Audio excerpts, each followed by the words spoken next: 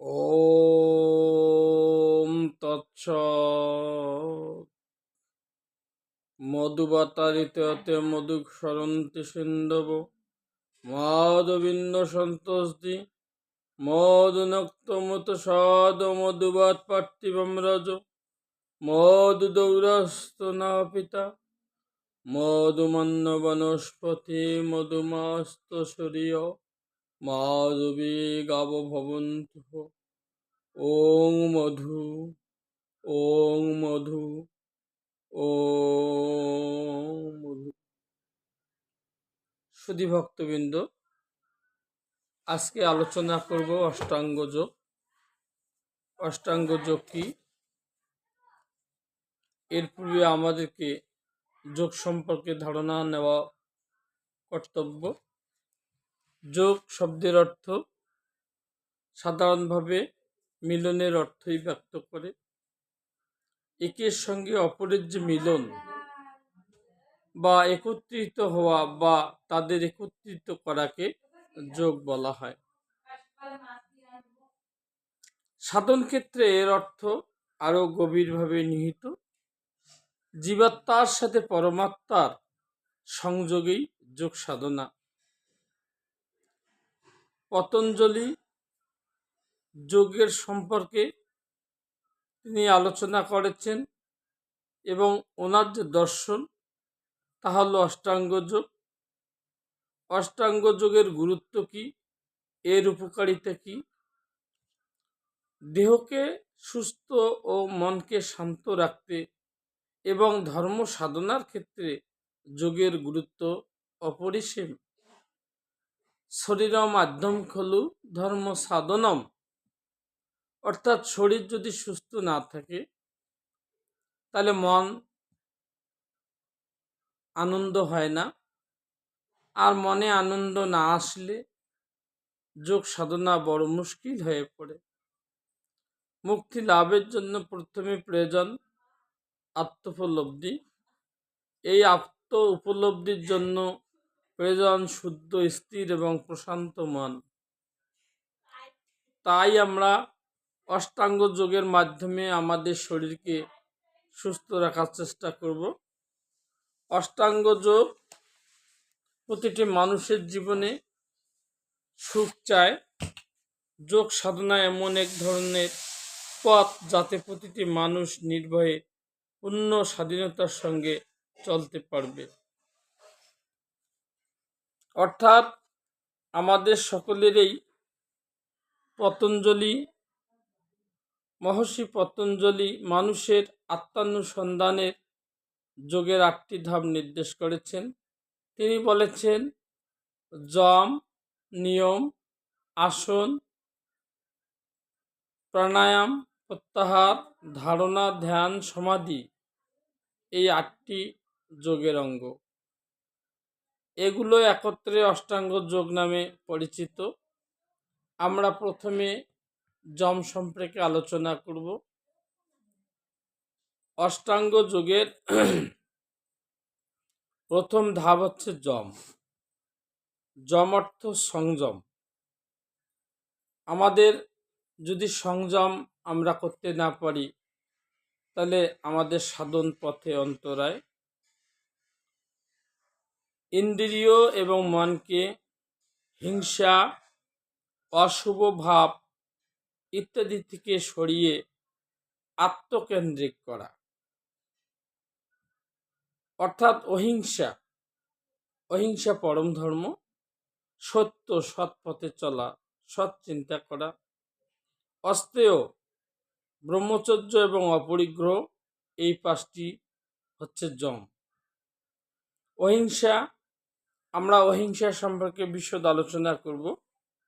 অহিংসা হচ্ছে কোনো প্রাণীকে মন, কথা এবং কর্ম দ্বারা কষ্ট না দেওয়া। মনে মনে কারো প্রতি হিংসা না করা, কাউকে কটু কথা বলে তার অন্তরে দুঃখ না দেওয়া এবং কোনো কর্মের মাধ্যমে তার হিংসার ভাব প্রদর্শন না করা। এটি হচ্ছে আমাদের অষ্টাঙ্গ যোগের অহিংসা। আমরা এরপরে আলোচনা করব নিয়ম। প্রতিটি মানুষই নিয়মের মধ্যে আমাদের চলাচল করা উচিত। নিয়ম ব্যতি রেখে আমাদের জীবন কষ্টময় হয়ে ওঠে। আমরা অহিংসা সত্য, আমরা যেমন শুনেছি যে জেনেছি, যেমন শুনেছি, যেমন দেখেছি, যেমন শুনে আমরা সত্য সম্পর্কে আলোচনা করব। যেমন দেখেছি, যেমন শুনেছি এবং যেমন জেনেছি, ঠিক তেমনটাই মনে, কথায় ও কাজে করাকে সত্য বলে। মন যদি সত্য চিন্তা করে, জিহ্বা যদি সত্য কথা বলে এবং সমগ্র জীবন যদি সত্যর উপলব্ধি প্রতিষ্ঠিত হয়, তাহলে ঈশ্বরের সঙ্গে মিলনের ক্ষেত্র প্রস্তুত হয়। আমরা যমের সাথে অস্তেয়, অস্তেয় শব্দের অর্থ চুরি না করা, কারো কোনো কিছু চুরি করা যাবে না, এটা হচ্ছে অস্তেয়। একজন যোগীর পক্ষে কারো পক্ষে কোনো কিছু চুরি না করাই হচ্ছে অস্তেয়। ব্রহ্মচর্য, ব্রহ্মচর্য জীবনের 4 ধাপের মধ্যে প্রথম ধাপ। ব্রহ্মচর্য জীবনেই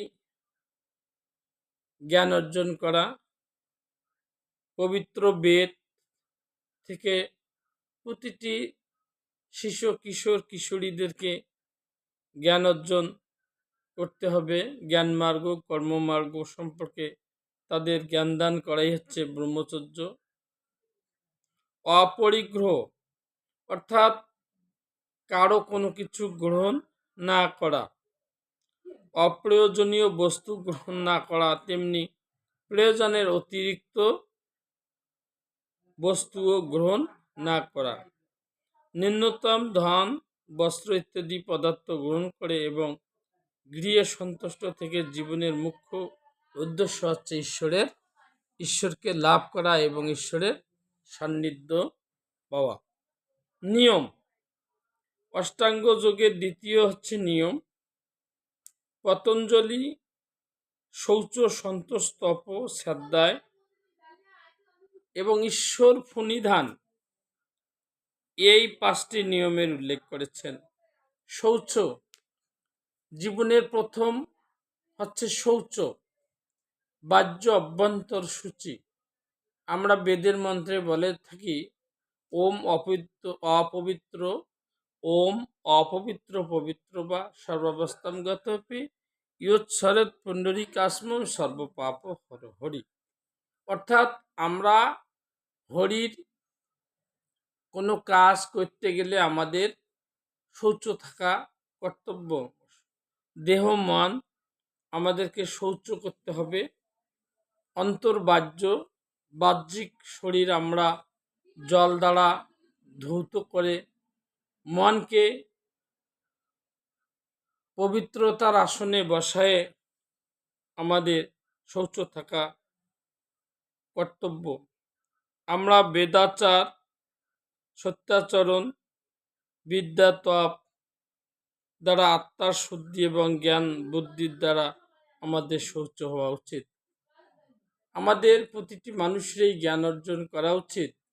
নহি জ্ঞানেন সদস্যম পবিত্রমিহ বিদ্যতে, একমাত্র জ্ঞানেই মানুষকে অপবিত্র থেকে পবিত্র করতে পারে, অর্থাৎ শুদ্ধি করতে পারে, অন্তর্বাহ্য শৌচ করতে পারে। সন্তোষ, সন্তোষ শব্দের অর্থ তৃপ্তি, তৃপ্তি অর্থাৎ অন্তরে আমরা যে তৃপ্তি পাই, আমরা যে শান্তি পাই, এটা হচ্ছে সন্তোষ। প্রতিটি মানুষেরই লোভ লালসা ত্যাগ করে নিজের সন্তুষ্টি থাকা নামই হচ্ছে সন্তোষ। তপ, তপ হচ্ছে জীবনের একটা কঠিন তপস্যা।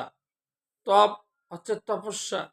প্রতিটি মানুষেরই একটা উদ্দেশ্য থাকবে তপস্যা করা। শিক্ষায়, দীক্ষায়, হ্যাঁ, অন্তর, সত্য, সৎ পথে চলা, সৎ কথা বলা, সৎ খাবার খাওয়া, এগুলো অর্থাৎ পাপ কর্ম থেকে বিরত থাকা প্রতিটি মানুষেরই কর্তব্য। এই তপস্যাটা করতে হবে শ্রদ্ধায়। শ্রদ্ধায় শব্দের অর্থ প্রতিটি মানুষেরই জ্ঞান অর্জন করা উচিত, অর্থাৎ বেদ অর্জন করা উচিত, ধর্মীয় গ্রন্থ পড়া উচিত। শুধু তাই নয়, সাধুগুরু বৈষ্ণবের মুখে ধর্মীয় তথ্য শ্রবণ কীর্তন করে জ্ঞান অর্জন করা উচিত। আর জ্ঞানের ফলেই একটা মানুষ পরিপূর্ণ শুদ্ধ লাভ করতে পারে। এটা হচ্ছে শ্রদ্ধায় গ্রন্থ, পুনঃ পুনঃ গ্রন্থের জপ কীর্তন, ঈশ্বর প্রণিধান, অর্থাৎ প্রণিধান অর্থ অর্পণ। আমরা আমাদের জীবনে যা কিছু অর্জন করেছি সবকিছু ঈশ্বরে অর্পণ করাই হচ্ছে ঈশ্বর প্রণিধান। আমরা কর্মণ্য অধিকারেস্তু মা ফলেষু কদাচন। আমরা শুধু কর্ম করে যাব, ফলের সবটুকু ফল আমরা ঈশ্বরকে প্রদান করব। আমরা কর্ম করব, ঈশ্বরকে ফল প্রদান করব। এটি হচ্ছে ঈশ্বর প্রণিধান। আসন, আসন সবারই কর্তব্য আসন করা। আসন করে এই আসনের মধ্যে আমাদের মনকে, দেহকে সুস্থ সবল স্থির, অর্থাৎ মন মন্দিরে পরমাত্মার স্থির করাই হচ্ছে আসন। দেহকে সুস্থ সবল অর্থাৎ স্থির রাখার উদ্দেশ্যে দেহভঙ্গি, দেহাবস্থান তাকে আসন বলা হয়। যোগী পুরুষ, তপস্বী, মুনি ঋষি, ওনারা পদ্মাসন করেন, সুখাসন, গোমুখাসন, এই সমস্ত আসন করে, হলাসন, এই সমস্ত আসন করে তারা দেহ ও মনকে ঈশ্বর চিন্তায় নিবিষ্ট করার যোগ্যতা অর্জন করে। প্রাণায়াম, প্রতিটি মানুষেরই প্রাণায়াম করা উচিত, অর্থাৎ প্রাণের যে আয়াম, প্রাণ অপান গতির উদ্যা প্রাণায়াম পরায়ণাহ। অর্থাৎ ভগবান গীতায় বলেছেন যে প্রাণের যে আয়াম, অর্থাৎ আমরা আমাদের শরীরটাকে কায়িক শ্রমের মাধ্যমে যেমন ইন্দ্রিয়গুলোকে আমরা সুস্থ সবল রাখার জন্য আমাদের বিশ্রামের প্রয়োজন, তেমনিভাবে 24 ঘন্টায় 21,600 বার যে প্রাণ বায়ু আমাদের ভিতরে চলাফেরা করে, এই প্রাণবায়ুকে ধীর স্থির সঠিক ব্রহ্মময় লক্ষ্যে পৌঁছানোর জন্য আমাদের প্রাণায়াম করা উচিত। অর্থাৎ রেচক পুরকুম্ভ, ইহা অবশ্য গুরু কৌশল বোধগম্য। আমাদের শ্বাস প্রশ্বাসের যে গতি, এই শ্বাস প্রশ্বাসের গতি আমাদেরকে আস্তে আস্তে, এবং এই শ্বাস প্রশ্বাসের গতির মাধ্যমে আমাদের সাধনার অজপা জপের যে প্রণালী সেটা আমাদের প্রাণায়ামের মাধ্যমে আসে। প্রত্যাহার, অর্থাৎ প্রত্যাহার শব্দের অর্থ কোনো কিছু ফিরিয়ে দেওয়া। আমাদের ইন্দ্রিয় শক্তি, আমাদের 10 ইন্দ্রিয়, এই 10 ইন্দ্রিয়, 5টি কর্মেন্দ্রিয়, 5টি জ্ঞানেন্দ্রিয়, এই 10 ইন্দ্রিয়র রাজা হচ্ছে মন। এই মনকে বাহ্য বিষয় থেকে অন্তর্মুখী করাই হচ্ছে প্রত্যাহার। দৃঢ় সংকল্প ও অভ্যাসের দ্বারা ইন্দ্রিয়গুলিকে অন্তর্মুখী করতে হবে, তাতে স্থির চিত্ত আরাধ্য বস্তুতে নিবিষ্ট হতে পারে। ধারণা, ধারণা আমাদের থাকতে হবে যে আমি কে, কোথা থেকে এসেছি, ঈশ্বর কোথায় আছে, কিভাবে আছে, অর্থাৎ চিত্তবৃত্তি নিরোধ। এই ধারণা আমাদের থাকতে হবে, আমরা যেন ঈশ্বরকে প্রাপ্তির জন্য আমাদের সাধনার যে কলাকৌশল, নাকের অগ্রভাগ বা ভ্রুযুগলের মধ্যস্থানে অথবা কোনো দেবমূর্তি বা যে কোনো বস্তুতে মনকে নিবিষ্ট করাকেই ধারণা বলা হয়।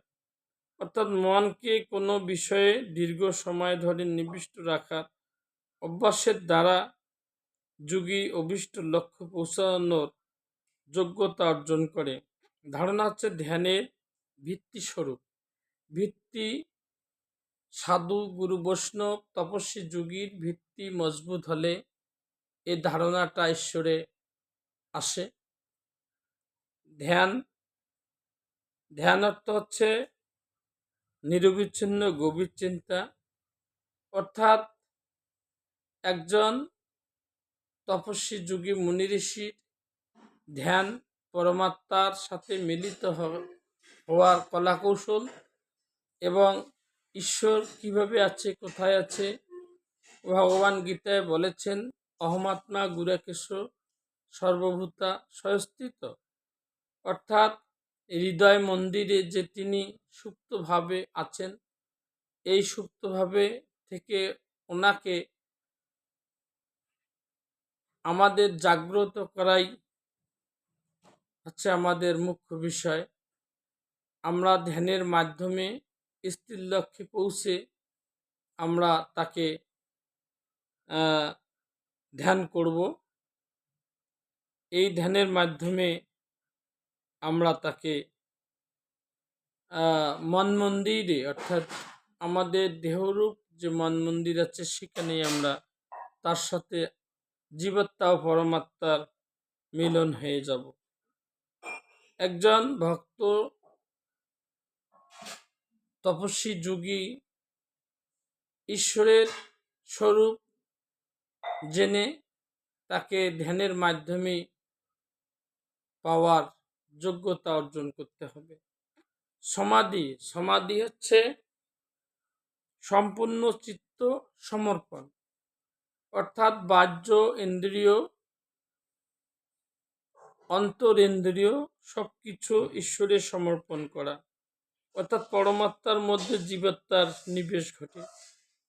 একজন মানুষ যেমন মৃত্যু বরণ করলে, অর্থাৎ এই পঞ্চভৌতিক দেহ থেকে পরমাত্মা চলে গিয়ে যখন এই দেহটা অসার হয়ে পড়ে থাকে, তখন মানুষ,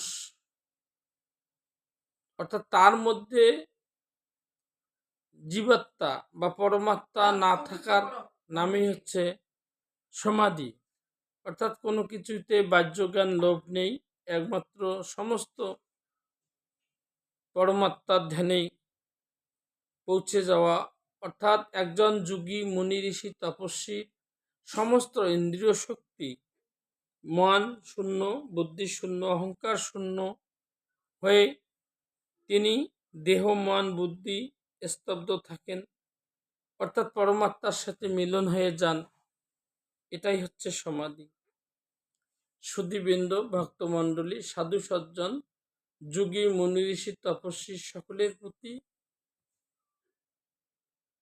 আমাদের এই ভাবনায় ভাবিত হতে হবে যে আমরা পতঞ্জলি মুনির যে অষ্টাঙ্গ যোগ, সেই অষ্টাঙ্গ যোগ আমাদের শরীরের মন বুদ্ধির জন্য আমাদের বিশেষ প্রয়োজন, এবং আমরা সেটা যোগ সাধনার ক্ষেত্রে ঈশ্বরের কাছে পৌঁছে যাওয়ার যে একটা পথ, এই পথে আমাদের অবলম্বন করে আমরা ঈশ্বরকে প্রাপ্তির যে কলাকৌশল, তাহাই হচ্ছে পতঞ্জলি মুনির অষ্টাঙ্গ যোগ। ওম সর্বে ভবন্তু সুখিনো সন্তু, সর্বে সন্তু নিরাময়া, সর্বে ভদ্রাণি পশ্যন্তু, মা কশ্চিৎ দুঃখ ভাগ ভবেৎ। পৃথিবীর সকলেই সুখী হোক, সকলেই শান্তি লাভ করুক, কেউ যেন অশান্তিতে না ভোগে, কষ্টে না ভোগে। ওম শান্তি। ওম শান্তি, ওম শান্তি।